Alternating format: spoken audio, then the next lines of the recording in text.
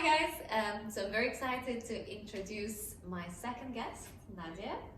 And I know Nadia from breath work, and I know Nadia is someone who is very knowledgeable about nervous system, breathing, and all biohacking things all together.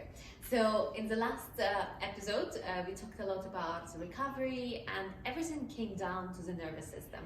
So if the nervous system is unhappy or unregulated, everything's just gonna go down from there.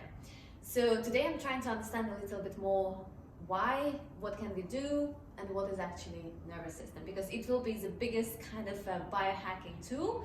It's just everything comes down to the nervous system. So Nadia, do you want to introduce yourself real quick, just like a few words? Yeah, sure. So obviously I am Nadia, and I am a breath worker and extremely for the movement of regulating our nervous system, as I feel this is the one tool that's missing in a lot of things that we do. Perfect. So why nervous system? Can you tell us why is it that main biohacking thing? Why do we need to work so much on nervous system? Well, the first thing is to understand your nervous system is connected to everything in your body. So it's connected to your blood cells, it's connected to your digestive system, your endocrine system, your muscular skeletal system. It's connected to your brain function and your brain sending signals to the rest of your body. So the nervous system, an unregulated nervous system, I guess what I'm trying to say is that what we try to do now is a lot of us try to just heal symptoms as opposed to going to the issues. And a lot of the issues stem from an unregulated nervous system. So it's more or less that we try to put a band-aid. So it's important that when we can come to a point of having a healthy, regulated nervous system, everything else sort of just falls into place. And you're able to, I guess, process, heal, move through things in a way that obviously supports you living a healthy, happier life. So if we talk about fitness and exercising, would you say, so for example, I personally myself, so there is different injuries. There are injuries where you know you overworked. This is something completely different, not something I'm talking about. There are also like impact when you actually fall. That's again different sort of injury. But what if it's a chronic injury or fatigue? How can we use nervous system? So a lot of people straight away say like, well, it's a physical pain. Why would I need to go to the nervous system? Like we all want to fix straight away physical pain or physical burnout. So that's something I struggle a lot myself. So how can the nervous system, or what would you say need to be done? Why nervous system when we actually feel physical pain? Yes, so I think there's a couple of things there, and we'll probably come to some of them a bit later on. But one of the main things, obviously, when you have an injury, as you said, or you fall or overworking, these are more or less traumas to the body, which obviously we can touch on the types of trauma at a different point. But chronic fatigue, chronic pain, chronic illness, where you're constantly pushing yourself, this is one of the main signs of an unregulated or a sick nervous system. So when we talk about an unregulated or a sick nervous system, there are a couple of main categories that come in. So one is digestive and gut issues. And in today's day and age, we hear so many people having gut issues, indigestion, IBS, being diagnosed with IBS, gluten intolerant, all sorts of stuff. We've given names to all sorts of gut and digestive issues. Another one is a chronic fatigue and pain in the body. This is another sign of your unregulated or your sick nervous system. The other one is chronic stress, anxiety, and even depression. And there's loads of studies now that will show you that the depression, anxiety, and stress are at some of the highest that we've ever had within society, right? Again, this is a sign of unregulated or a sick nervous system. The other thing is obviously the ability to not have healthy, happy relationships, which we find so common. Just friends falling out. We find people like, breaking up, divorces at the highest. And these are all signs and symptoms of an unregulated or a sick nervous system. And they affect all parts of us. So with your exercise, with whatever you're doing, if you aren't able to regulate your nervous system, because our nervous system needs to be in ebb and flow. There's ups and there's downs, but it's constant and you're able to regulate it.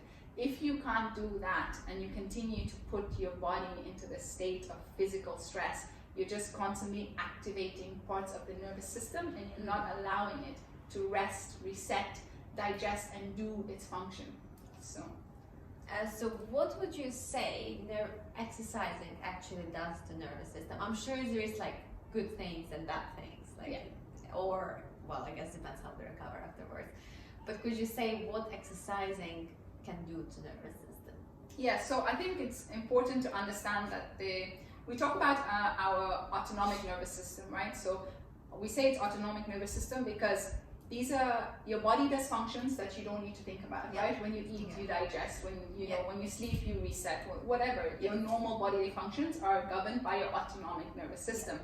And your nervous system then is divided into two parts, right? So you have your sympathetic nervous system and you have your parasympathetic nervous system. And these, I'm sure a lot of people have heard of like the basics of your system. Now it's important to understand the different parts of it. So your sympathetic nervous system, it's the part that we call the reptilian or the lizard brain, because this is also found in reptiles, right? Okay. So this part of your system is what's activated when you start exercising, right? So you say you're sleeping and now you wake up and you start stretching.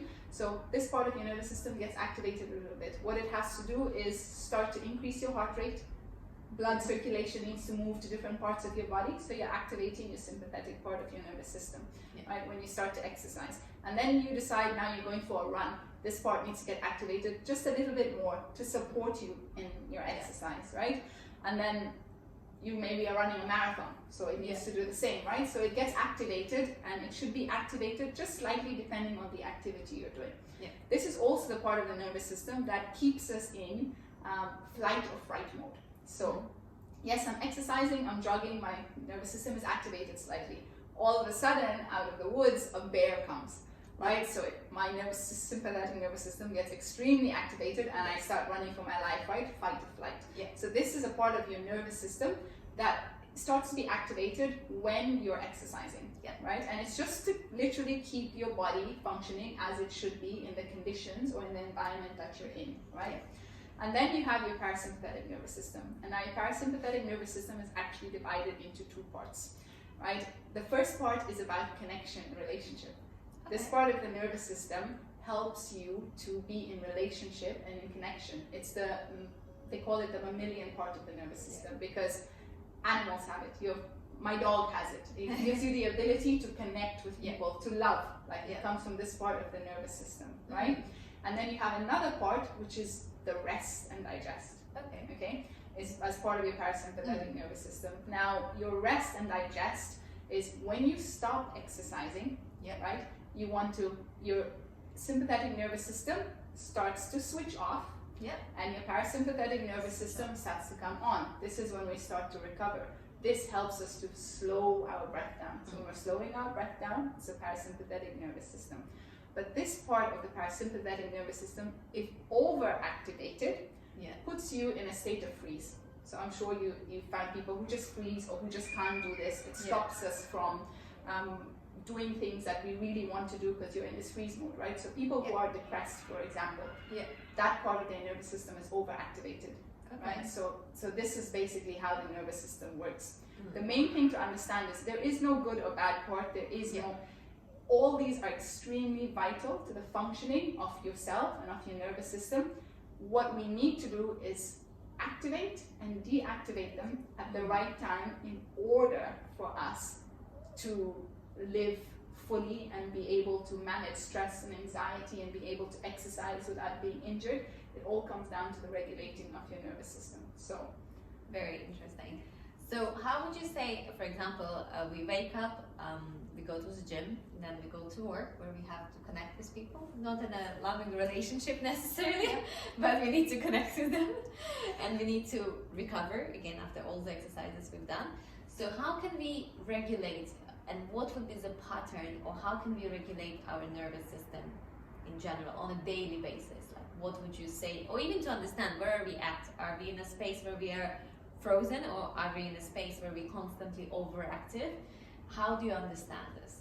So I think there's two things to this. I think straight after a workout, for example, you're in the gym, the probably most effective and the quickest way to regulate your nervous system back is through the breath. As I said, when you start to slower your breath, you start to activate your parasympathetic nervous system. You start to tell your body, okay, it's time to rest, it's time to reset, it's time to start digesting, right? So the breath is one of the first things that you would come to when you want to regulate your nervous system. And breath work is something else that we'll get into at some later point. It's all coming. At some later point. But the other thing, which is a daily exercise, now things is what we call orienting, right? So this is a practice that you do every day, whenever you can, even if you start off with 2 minutes or 5 minutes and you build up, and you do it several times a day.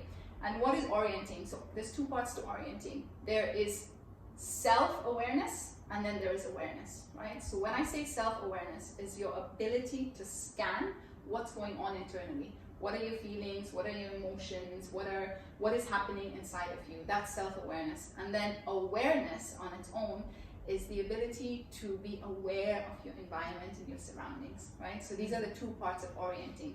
It's really about taking a moment, closing your eyes, slowing down your breath, and then just opening your eyes with a very soft gaze, right? Now, so when you tell people to do this and you say open your eyes, they are aware of the environment around them because they open their eyes, but they've lost touch of what's happening inside of them. How does it feel to be sitting here? Is my back supported, right? So it's now, although it's so simple, it's an extremely potent and it's an extremely incredible way of starting to regulate the nervous system, because you start to become aware of yourself. So then I'm sitting here and I'm looking at, for example, a picture on the wall. I'm aware that picture of the wall is there, but I'm also aware of my body. I'm also aware of my breath. I'm also aware of how I'm feeling. Now it sounds so simple, but it's actually not. The more you try it, you realize like I'm looking at that painting and I forgot where I'm sitting. And so it's really such a small exercise to do straight after a workout. You slow your breath down, you take a moment, you're sitting on the floor maybe after you're stretching, and you take time to orient. Orienting is coming back to your body, coming back to your awareness, and coming back to what's in your environment. I think a lot of us struggle with this exercise because trauma, basically, we disassociate from our environment because trauma tends to come externally. Okay, someone threw a ball in your face, someone bullied you, someone, whatever it was, like the trauma came externally, so we disassociate from our environment. And then we disassociate from our inner self-awareness because it's too much. So we distract ourselves. And in today's day and age, we're full of distractions. I'll just pick up my phone and I'll go on Instagram. I'll just, we'll do everything and anything to distract ourselves. So we're no longer aware of what's happening inside us, and we're also no longer aware of what's happening on the outside, which is our environment. So this is one of the main, super simple, super easy, and there are loads of other things that we can go into at a later point, but this is something so simple but incredible for you to start creating that awareness. The thing about the nervous system is that we all have experienced trauma, like in any form or way, and we all have an unregulated nervous system. It's just because we no longer live like we did hundreds of years ago in nature.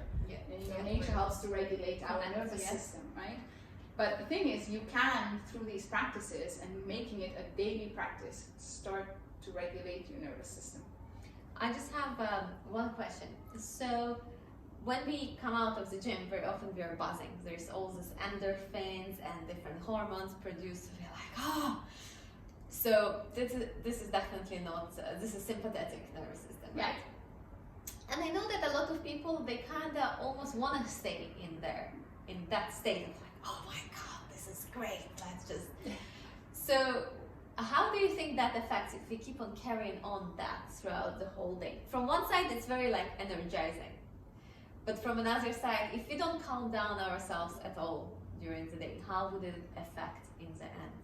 Right, so obviously the endorphins that are released is what keeps us like buzzing and high, right? And that's also an automatic body function. It's also governed by your nervous system, right?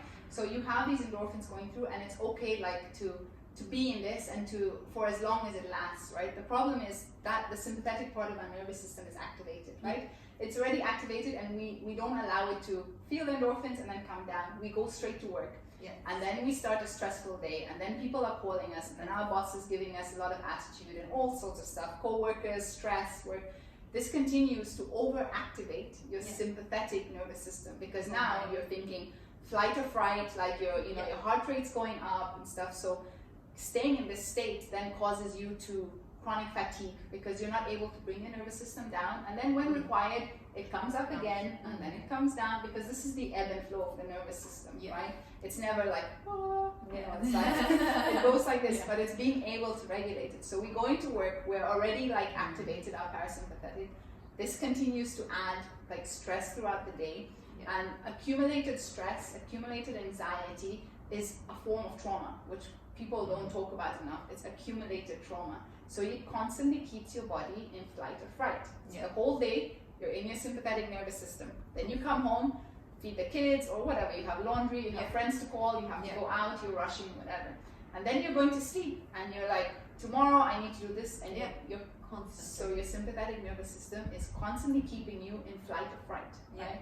And it doesn't get to rest and reset and digest. So it's so important, even though you're experiencing the endorphins and stuff, you can still do the simple exercising of orienting, right? Because orienting is scanning your body. How am I feeling? I feel great, I feel whatever. What is happening around me? And being aware of the two together, you know? And then that starts to slowly bring your nervous system down. It doesn't take the high away from you, but you start to regulate your nervous system. And then you come down into your parasympathetic, you go to work, and your boss is like, or and then your boss like annoys you or whatever, and like you're aware of the stress, and it activates your sympathetic nervous system, but then you have tools like your breath, or you just start to orient again, come back to where I am, what am I feeling, what's my environment, and you regulate your nervous system. So it's a constant practice. But the thing is, with doing it often and doing it consistently, it starts to become second nature. You'll be doing it in no time the more you practice it. So do you think people will notice profound results, even let's say in stuff like chronic injuries, right, or chronic pains and aches? So once they start to regulate, do you think they would not immediately, obviously it takes time, but do you think they will see more results than just from the supplement, for example? Yes, 100%. And of course it's not like I will do it today and tomorrow it's fine, right? Even supplements don't work like that, unfortunately. The thing though about regulating your nervous system is we're so conditioned and we don't know how to. Right? So you have to make it a lifelong process. You have to know that every day you need to be able to have the tools to regulate your nervous system. And this is just one of them. Breathing is just one of them. And there's so many others that we can always expand on and go into. But to be able to tune up your nervous system, I can say if you did some practices, and there's some other ones, and you did them consistently for 21 days, I can promise you that by the end of 21 days, you will feel a huge shift in the way you feel, in your nervous system, in your fatigue, in your digestion, in all these kind of things. So it's really about, it's kind of like you've got to think of it as we're tuning up our nervous system. Sounds amazing. So it was the first part of meeting with Nadia. There is way more coming up, and there will be more of a little bit of exercises, and also a bit more about the breath work, so that we can just help you and just build more awareness about how to function better. Exactly. Thank you, Nadia. Thank you so much.